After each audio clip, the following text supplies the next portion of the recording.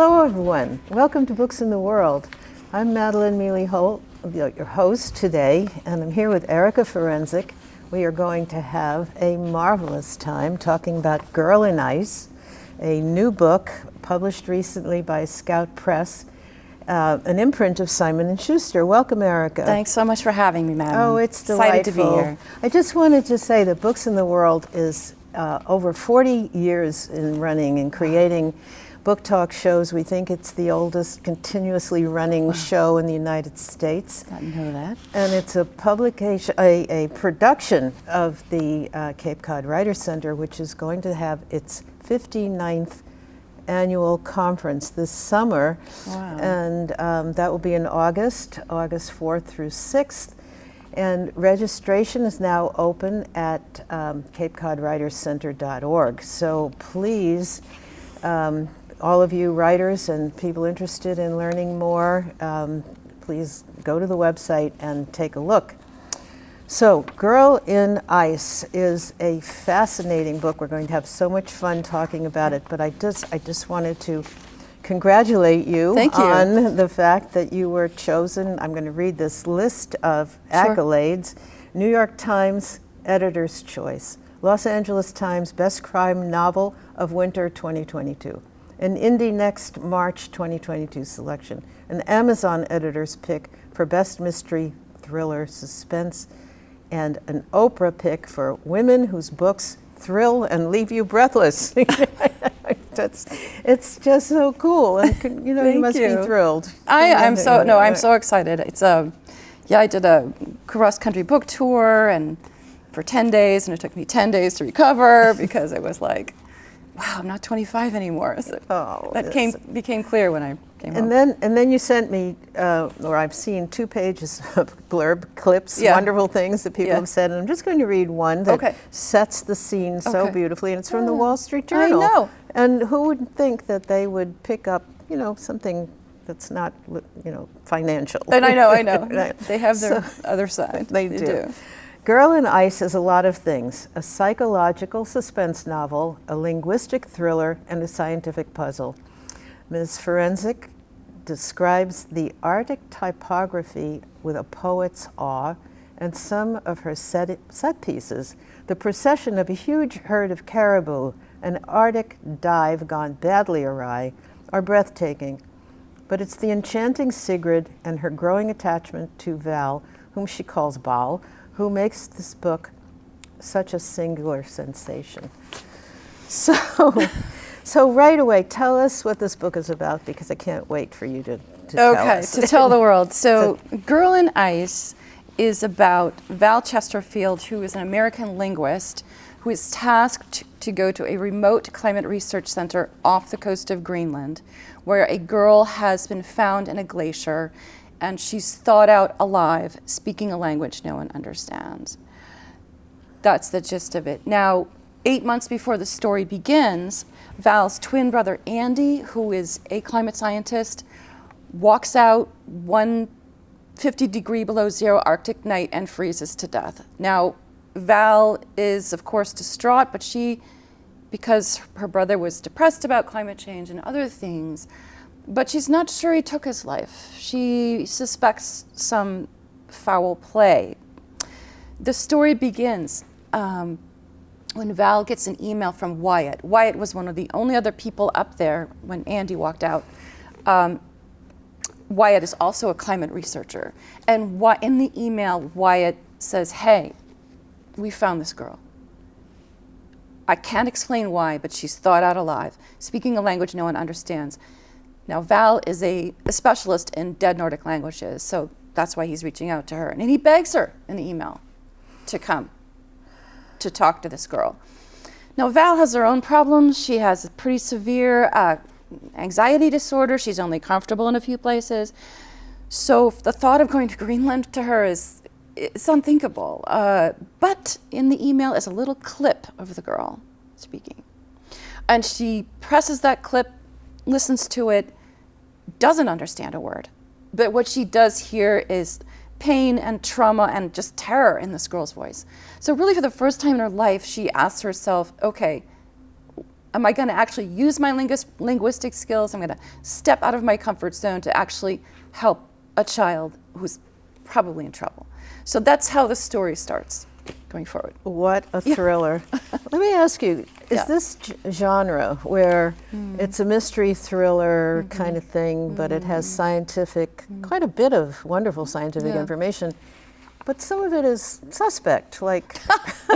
You don't believe it? You don't believe it? Well, that was the interesting Yes, thing that's about right. it. There were times when I said, I know this author has done a lot of research. Maybe Yeah. some of this is true, or could be true. Could be true. I mean, no, it's, I'm glad that happened to you. Yes, right. You know what I mean? Yeah. Because like for example, there are ice eels in the story.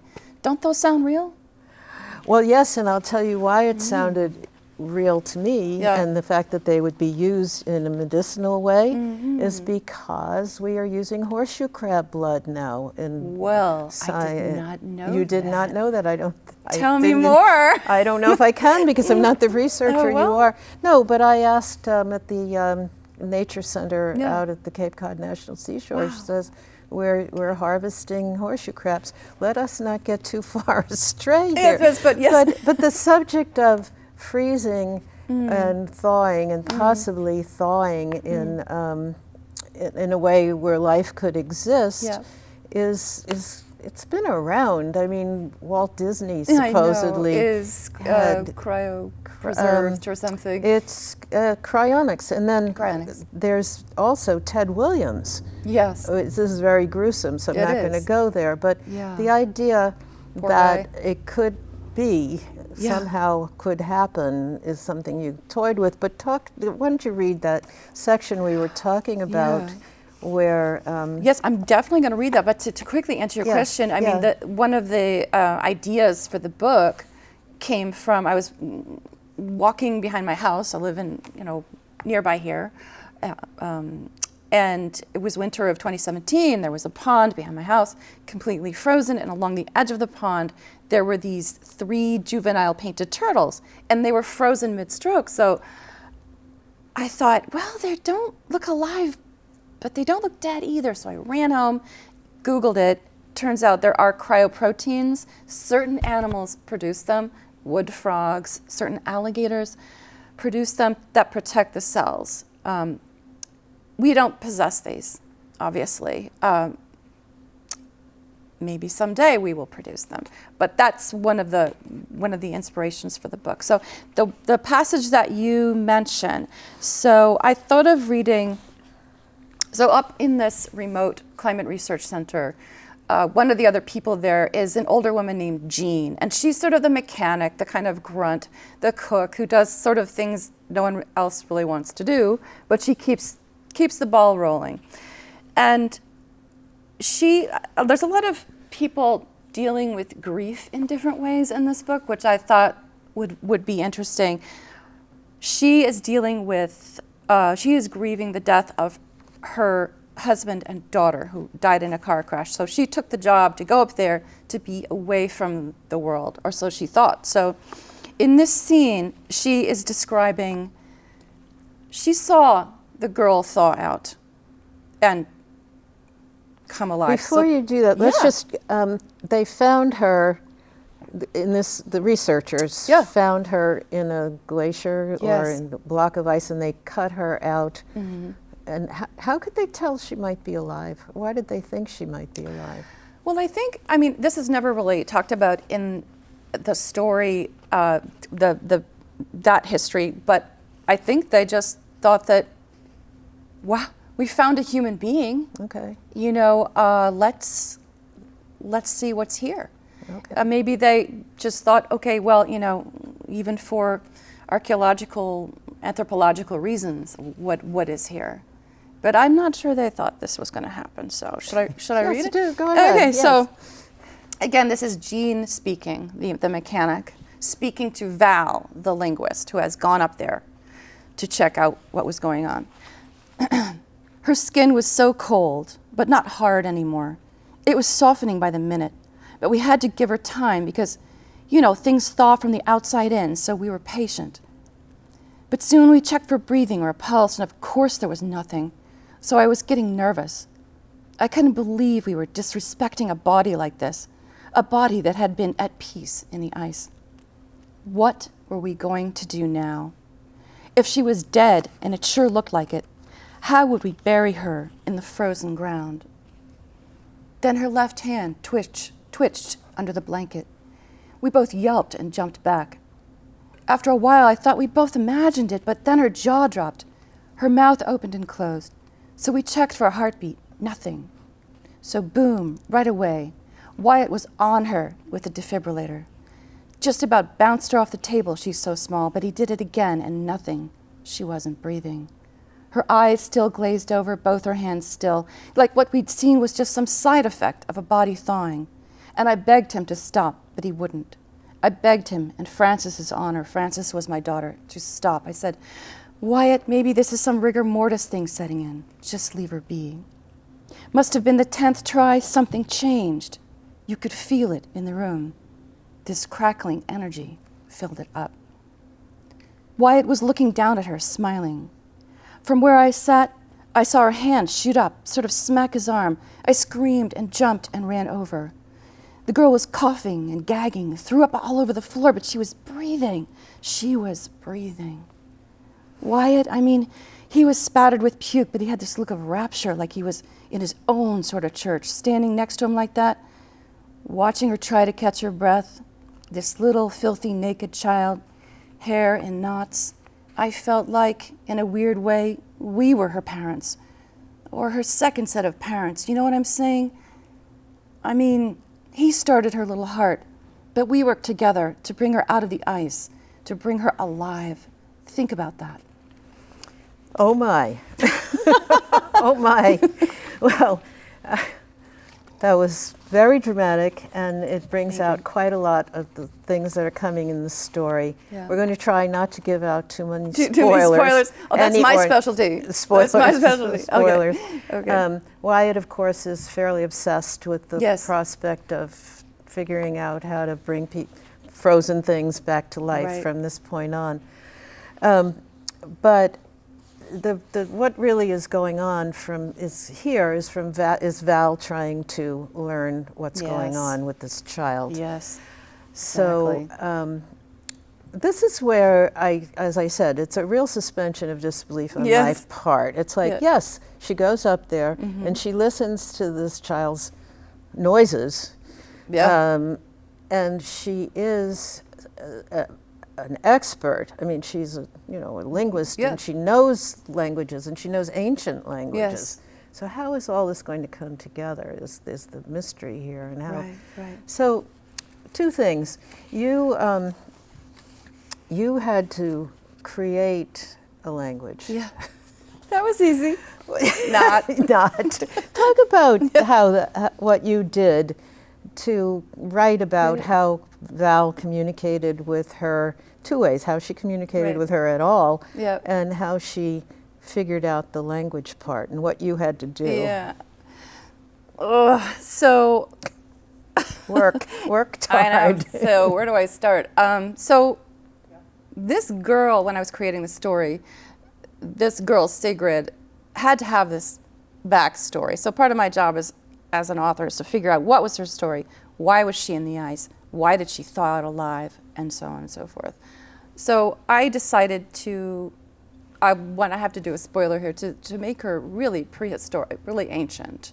And that was why Val couldn't find any matches to any languages that she knew. So I actually consulted with some linguists to find out, what would you do in a situation like that? How would you approach someone with no objects, no cultural artifacts on which to try to learn from? And they said, well, it's almost like you have a baby and you learn with the baby. You show them an apple, you show them an object, or you show them walking and they learn that a verb, or a bunch of marbles on a table for many versus one marble, that concept. So that's where Val had to come to with Sigrid. But Sigrid, as we know, has thawed out alive from a glacier. Okay? This is a child who woke up not recognizing the people staring down at her.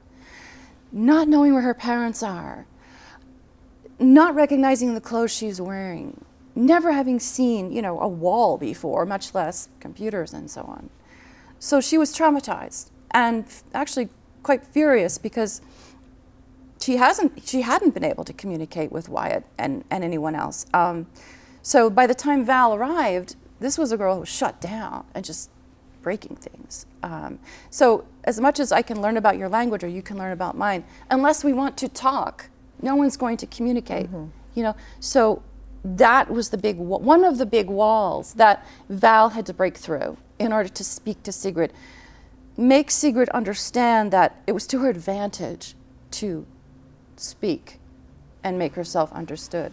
And it wasn't until farther down the story where we learned that if Sigrid doesn't really communicate, she'll die, when Sigrid starts to understand. At the same time, it's also the growing trust between Val and Sigrid that is happening.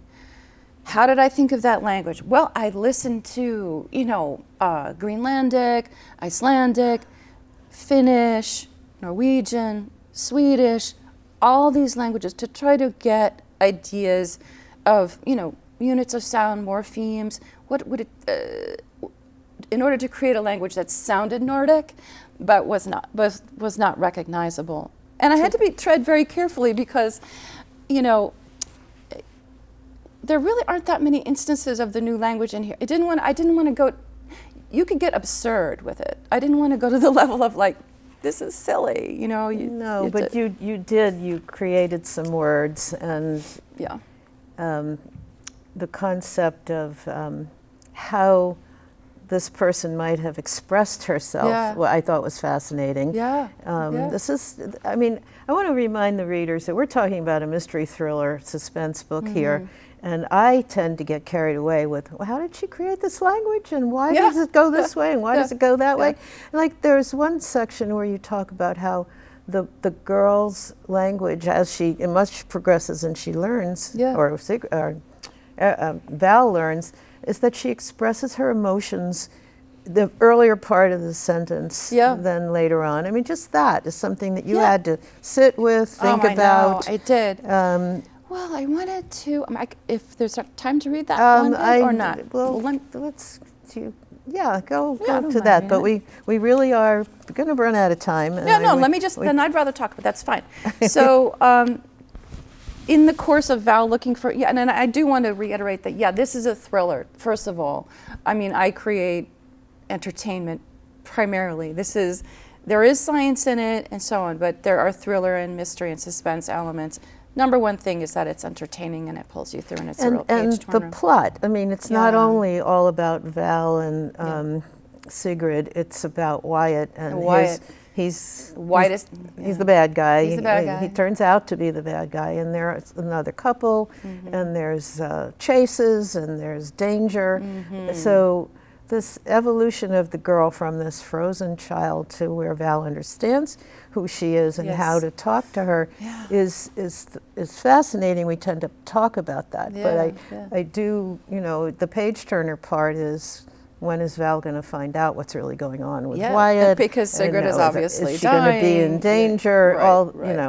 So, but we were talking about that section about the language. Yes, so the language, just to answer your question, I wanted to give Val a little bit of a clue as to what the girl is saying. So the girl repeats 7 words over and over at the beginning of each sentence. And it is in a scene, well, I won't do the spoiler, but it is in a scene where the child, Sigrid, is quite sad. And she keeps saying tataksa to begin her sentences. And that's when it hits Val that before every sentence, the Sigrid expresses an emotion.